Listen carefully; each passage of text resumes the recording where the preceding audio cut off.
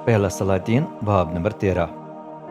वो अभी कुर्बान गाह के पास खड़ा अपनी कुर्बानियां पेश करना ही चाहता था कि एक मर्द खुदा आन पहुंचा। रब ने उसे यहूदा से बैत एल भेज दिया था। बुलंद आवाज से वो कुर्बान गाह से मुखातिब हुआ, एक कुर्बान गाह, एक कुर्बान गाह। रब फरमाता है, दाऊद के घराने से बेटा पैदा होगा जिसका नाम यूसिया होगा। तुझ पर वो उन इमामों को कुर्बान कर देगा जो ऊंची जगहों के मंदिरों में खिदमत करते और यहाँ कुर्बानियां पेश करने के लिए आते हैं। तुझ पर इंसानों की हड्डियां जलाई जाएंगी। फिर मर्द खुदा ने इलाही निशान भी पेश किया। उसने ऐलान किया, एक निशान साबित करेगा कि रब मेरी मारिफत बात कर रहा है। ये कुर्बानगाह फट जाएगी और इस पर मौजूद चर्बी मिली राख जमीन पर बिखर जाएगी। युरबाम बादशाह अब तक कुर्बानगाह के पास खड़ा था।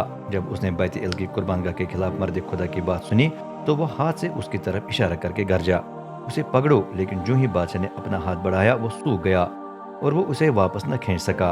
उसी लम्हे कुर्बानगाह फट गई और उस पर मौजूद राख जमीन पर बिखर गई। बिल्कुल वही कुछ हुआ जिसका ऐलान मर्द खुदा ने रब की तरफ से किया था। तब बादशाह इल्तिमास करने लगा, रब अपने खुदा का गुस्सा ठंडा करके मेरे लिए दुआ करें ताकि मेरा हाथ बहाल हो जाए। मर्द खुदा ने उसकी शफात की तो युरबाम का हाथ फौरन बहाल हो गया। तब युरबाम बादशाह ने मर्द खुदा को दावत दी, आइए मेरे घर में खाना खाकर ताज़ा दम हो जाए, मैं आपको तोहफा भी दूंगा। लेकिन उसने इनकार किया, मैं आपके पास नहीं आऊँगा, चाहे आप मुझे अपनी मिल्कियत का आधा हिस्सा क्यों न दें। मैं यहाँ न रोटी खाऊंगा न कुछ पीऊंगा, क्योंकि रब ने मुझे हुक्म दिया है, रास्ते में न कुछ खाना और न कुछ पीना, और वापस जाते वक्त वो रास्ता न ले जिस पर से तू बैत एल पहुंचा है। ये कहकर वो फर्क रास्ता इख्तियार करके अपने घर के लिए रवाना हुआ। नबी की नाफरमानी। बैत एल में एक बूढ़ा नबी रहता था। जब उसके बेटे उस दिन घर वापस आए तो उन्होंने उसे सब कुछ कहकर सुनाया जो मर्द खुदा ने बैत एल में किया और युरबाम बादशाह को बताया था। बाप ने पूछा, वो किस तरफ गया? बेटों ने उसे वो रास्ता बताया जो यहूदा के मर्द खुदा ने लिया था। बाप ने हुक्म दिया, मेरे गधे पर जल्द से जीन कसो।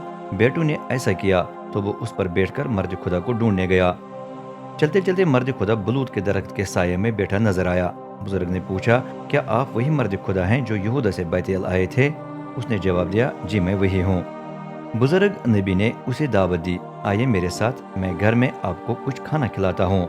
लेकिन मर्द खुदा ने इनकार किया, नहीं, न मैं आपके साथ वापस जा सकता हूँ, न मुझे यहाँ खाने पीने की इजाज़त है, क्योंकि रब ने मुझे हुक्म दिया, रास्ते में न कुछ खा और न कुछ पी, और वापस जाते वक्त वो रास्ता न ले जिस पर से तू बैत एल पहुंचा है।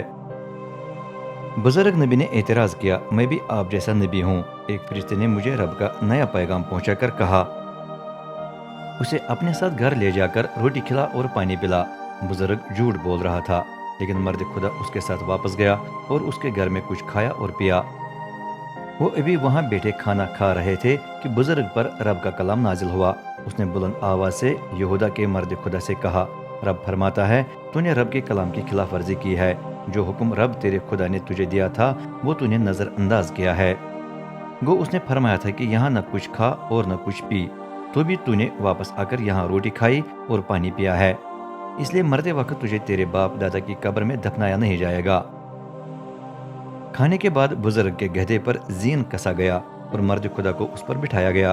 वो दोबारा रवाना हुआ तो रास्ते में एक शेर बाबर ने उस पर हमला करके उसे मार डाला, लेकिन उसने लाश को न छेड़ा, बल्कि वो वहीं रास्ते में पड़ी रही, जबकि गधा और शेर दोनों ही उसके पास खड़े रहे। कुछ लोग वहां से गुजरे। जब उन्होंने लाश को रास्ते में पड़े और शेर बाबर को उसके पास खड़े देखा तो उन्होंने बैत एल जहां बुजुर्ग नबी रहता था आकर लोगों को इतला दी। जब बुजुर्ग को खबर मिली तो उसने कहा, वही मर्द खुदा है जिसने रब के फरमान की खिलाफ वर्जी की। अब वो कुछ हुआ है जो रब ने उसे फरमाया था, यानी उसने उसे शेर बाबर के हवाले कर दिया ताकि वो उसे फाड़ कर मार डाले।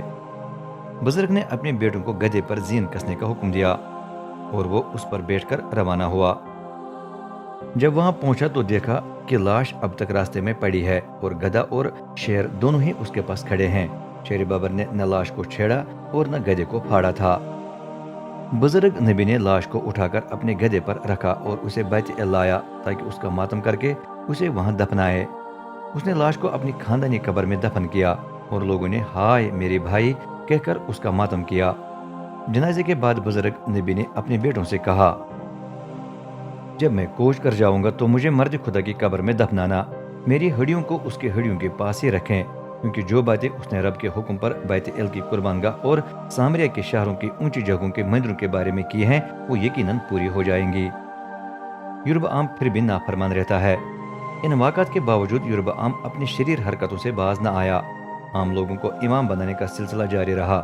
जो कोई भी इमाम बनना चाहता, उसे वो ऊंची जगहों के मंदिरों में खिदमत करने के लिए मखसूस करता था।